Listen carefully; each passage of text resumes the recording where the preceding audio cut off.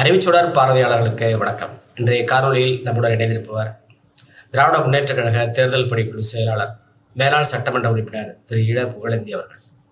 வணக்கம். அனைவருக்கும் இப்ப பிஜேபி அரசுக்கு எல்லாவற்றுக்கும் கொள்கை வடிவமைப்பிலிருந்து வழிகாட்டுதல், ஆணை வழங்குதல், இது எல்லாமே ஆர்எஸ்எஸ் தான் அப்படிங்கிறது இந்தியாவில் உள்ள எல்லோருக்குமே தெரிந்த ஒன்று. இந்த நிலையில இப்போ தற்சமயம் ஆர்எஸ்எஸ்னுடைய ஆணை, ஆர்எஸ்எஸ்னுடைய முடிவு, ஆர்எஸ்எஸ்னுடைய தீர்மானங்கள் எதுவாக இருக்கிறது, அது எந்த அளவுக்கு இந்திய நாட்டினுடைய மக்களை கட்டுப்படுத்துவதாகவும் இன்னும் பிற்போக்குத்தனத்தில் தள்ளுவதாகவும் இருக்கிறது என்பது பற்றிய உங்களது பார்வை.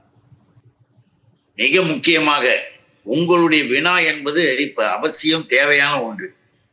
ஆர்எஸ்எஸ் என்பது மனித நேயம் இல்லாதது மட்டுமல்ல, மதவெறி கொண்டது என்பது மட்டுமல்ல, எல்லா வகையிலுமே இந்திய துணைக்கண்டத்தின் இறையாண்மையையும் அழித்து அதிகார பீடத்திலே போய் அமர்ந்து கொண்டு ஆட்டம் போட வேண்டும் தான் அவருடைய நோக்கம். ஆர்எஸ்எஸ்க்கு வேற என்ன இருக்கு? இந்துத்துவா என்பதெல்லாம் கூட தேவைப்பட்டால் பயன்படுத்தி அவர்களை ஏமாற்றுவார்களை தவிர மற்ற வேற ஒன்றும் இல்லை என்பதற்கு இப்போ நடைபெற்ற ஒரு மாநாடு, அவர்களுடைய மாநாட்டுல என்ன போட்டிருக்காங்க தெரியுமா? இந்தியாவிலே இனிமேல் மாநிலங்களே இருக்கக்கூடாது, மாநிலங்களே இருக்கக்கூடாதான், மாநிலங்கள் எல்லாம் கலைக்கப்படும். திரும்பவும் பிஜேபி முழு பவர்ல வந்துடுச்சுன்னா அந்த பவரோட வரும் பொழுது இதை செய்வாங்களாம்.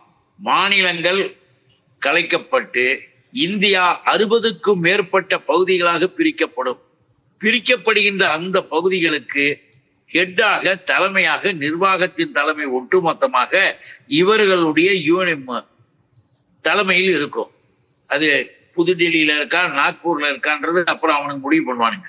ஆக ஒரு அரசாங்கத்தின் நிலைப்பாட்டை, மக்கள் அரசாங்கத்தின் நிலை, அரசின் நிலையை மாற்றி கலைந்து இந்த உலகத்திலே ஏற்றுக்கொள்ள முடியாமல் ஒதுக்கி தள்ளப்பட்ட, விரட்டி அடிக்கப்பட்ட அரசு அதிகாரங்களாக ஒரு ராஜாக்களின் ஆட்சியாக மறுபடியும் இங்க கொண்டு வர்றதுக்கு ஆர்எஸ்எஸ் முடிவு பண்ணியிருக்காங்க. அதனாலதான் நம்ம சொல்றோம், ஆர்எஸ்எஸோடு சேர்ந்த பிஜேபி இவைகள் எல்லாம் மிகவும் ஆபத்தானவை, ஜனநாயகத்திற்கும் ஆபத்தானவை, இந்திய துணைக்கண்டத்தை ஒட்டுமொத்தமாகவே நாசம் செய்யக்கூடிய நாசகார செயலை செய்வதற்கு தயாராக இருக்கிறார்கள். அதுக்கு நிறைய உதாரணங்களை நம்ம சொல்ல முடியும்.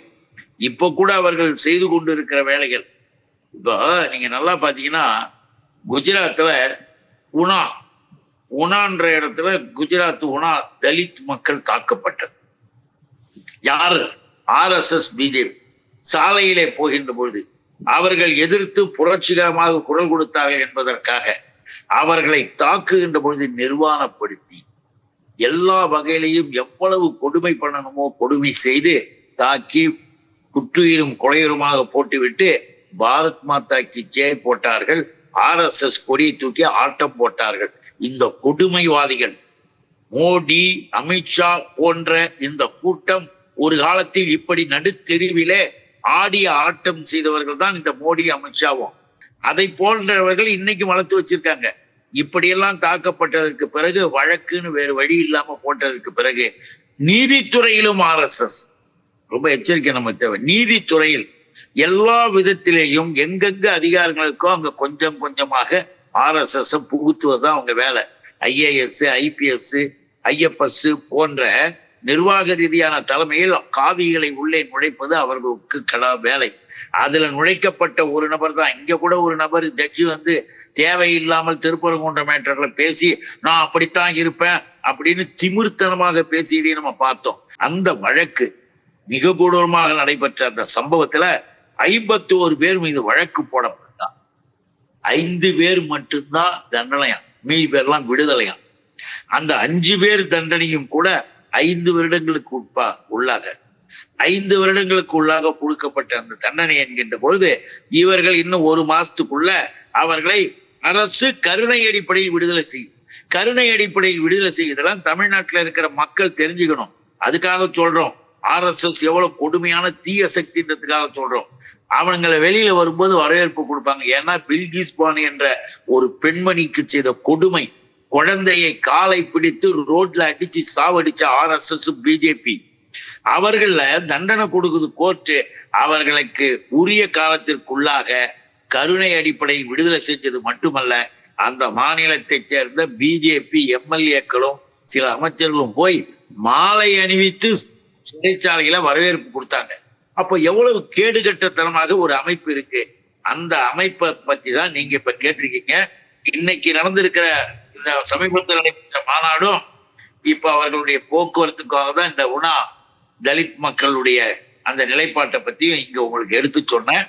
ஆக எல்லா வகையிலையும் மனித வாழ்விற்கு புறம்பானது, மனித நேயத்திற்கு எதிரானது, மத நல்லிணக்கம் என்பது கொஞ்சமும் இல்லாதது, அப்படிப்பட்ட கொடூரமானது. காந்தியை 6 முறை திட்டம் போட்டு 6வது முறையாக 7வது முறையாக சுட்டு கொண்டு விட்டு நடனமாடியவர்கள் RSS காரர்கள் நினைவுபடுத்தும்.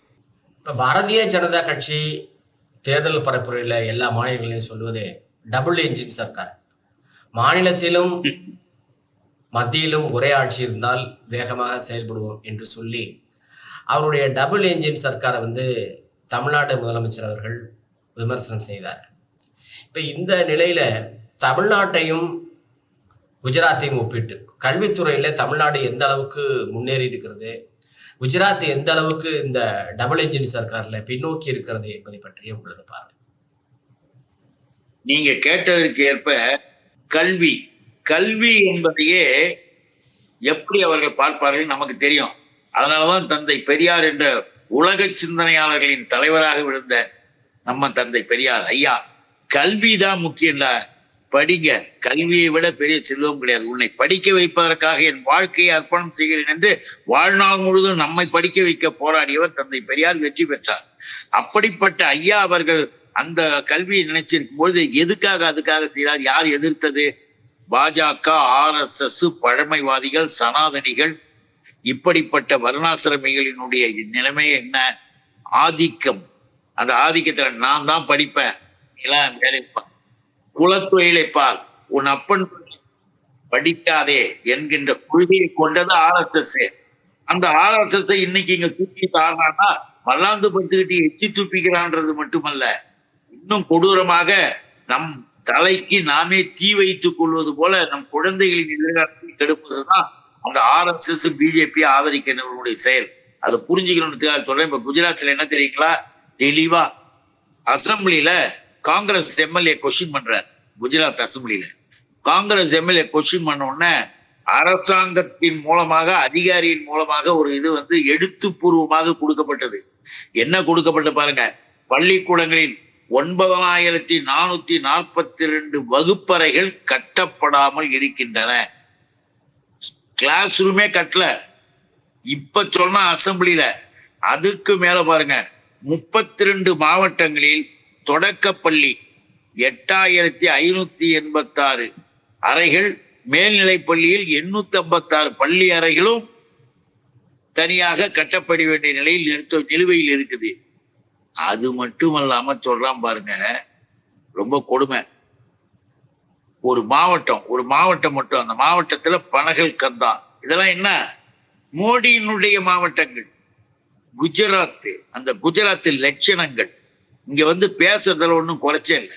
அந்த மாவட்டத்துல 1140 தொடக்க பள்ளிகளில் வகுப்பறைகள் இல்லாதது மட்டுமல்ல, இந்த 2026 ஜனவரியில இருக்கிற நிலவரப்படி 75 அரசு மேல்நிலை தொடக்க உயர்நிலை பள்ளிக்கூடங்கள் ரத்து செய்யப்பட்டன, மூடப்பட்டன. கிராமத்துல படிச்சவங்க எல்லாம் என்ன ஆகுது?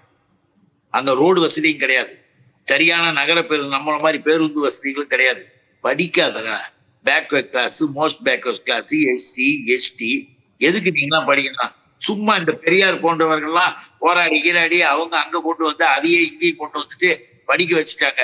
நேரு காலத்துல இருந்து இனிமே அதெல்லாம் இருக்காது, கொஞ்சம் கொஞ்சமா நிறுத்தணும்னு ஆசைப்படலாம். அதனால படிப்புள் சோத்துல மண்ணை அள்ளி போடுற மாதிரி அந்த ஸ்கூலெல்லாம் அங்க மூடிட்டு, அதனாலதான் நீங்க நல்லா நினைச்சு பார்க்கணும், வெளியில் இருக்கிற மாநிலங்களுக்கு வேலை வாய்ப்பிற்காக சின்னஞ்சிறு வயசுலயே குஜராத், யூபி, ராஜஸ்தான் போன்ற பிஜேபி மாநிலங்களிலிருந்து வராங்க. அதற்கு காரணம் அதனாலதான் சொல்றோம், கல்வி அவர்கள் ஏற்றுக்கொள்வதில்லை. அதே நேரத்துல தமிழ்நாடு இன்னைக்கு இருமொழி கொள்கையில் இருக்கிற தமிழ்நாடு, இருமொழி கொள்கையை கொண்டு 68ஆம் வருடம் சட்டப்பேரவையில் பேரறிஞர் அண்ணா அவர்களால் அறிவிக்கப்பட்டு அந்த இருமொழி கொள்கையின் மூலமாக இன்றைக்கு முதன்மையான மாநிலமாக அரசு பூர்வமான அறிக்கைகளிலேயே தமிழ்நாடு தான் இந்தியாவிலேயே கல்வி நிலையில் கல்வி தரத்தில் முதன்மையில் இருக்குன்னு வந்துருச்சு. இந்த நிலையில தான் நம்ம நினைத்து பார்க்கிறோம். தமிழ்நாட்டையும் அந்த பிஜேபி ஆளுகிற மாநிலங்களையும் ஒப்பிட்டு பார்ப்பீர்களேயானால் அங்கே பழைய சனாதன குலக்கல்வி குருகுல கல்வி என்ற பெயரில் மறைமுகமாக திணித்துக் கொண்டிருக்கிறார்கள். அதனால்தான் அதெல்லாம் டப்பா பஸ்னர், டப்பா இன்ஜின், டபுள் இன்ஜின் கிடையாது. இந்த டப்பா இன்ஜின்க்கெல்லாம் இங்க வேலை இல்லடான்னாரு. தமிழ்நாடு நல்லா இருக்கு. இப்படிப்பட்ட தமிழ்நாட்டில் இந்த பிஜேபி RSS சில நபர்களை உருவாக்கி விட்டு திமுகவுக்கு எதிராக திராவிட இயக்கத்துக்கு எதிராகவும் பேச வச்சிருக்காங்க. அதுல ஒரு நபரு நீங்க சொல்றீங்கல்ல இருமொழி கொள்கை, நான் ஒரு மொழி கொள்கை அப்படின்னு ஒருத்தர் கத்திக்கிட்டு இருக்கிறார். இதெல்லாம் எங்கன்னு கேட்டீங்கன்னா RSS கருத்துக்கள், RSS கொள்கைகள். ஒரு மொழின்னு சொல்லிட்டு அப்புறம் வேற வேலைகளை பார்ப்பதற்காக நம்ம எதிர்ப்பதற்காக பேசவை. நம்முடைய தமிழ்நாட்டில் புதுமை பெண்கள் திட்டம் என்ற அரசு பள்ளிக்கூடத்தில் படிக்கிற பெண் குழந்தைகள் உயர்கல்விக்கு போன மாதம் 1000. அதே மாதிரி மாணவர்களுக்கு ஆண் பிள்ளைகளுக்கு அவர்களும் அரசு பள்ளியிலிருந்து படிச்சு உயர்கல்விக்கு போனா மாதம் 1000. ஆக கல்வியை வளர்க்கின்றது பெரியார் அரசு, திராவிட மாடல் அரசு. அவர்கள் இருக்கிற கிளாஸ் ரூமை கட்டாம பள்ளிக்கூடத்தை மூடிக்கொண்டிருக்கிறார்கள். ரெண்டையும் ஒப்பிட்டு பார்த்தால் திராவிட மாடலும் ஆரிய மாடலும் என்னன்னு நமக்கு புரிய வரும். இந்த வகையில நாட்டு மக்களுக்கு நம்ம தெளிவாக எடுத்துச் சொல்வதற்கு ஒரு வாய்ப்பு உங்களுடைய கேள்வி வழங்கியது. அதற்காக நன்றி, வணக்கம். உங்களுடைய நேரத்துக்கு மிக்க நன்றி. வணக்கம், நன்றி.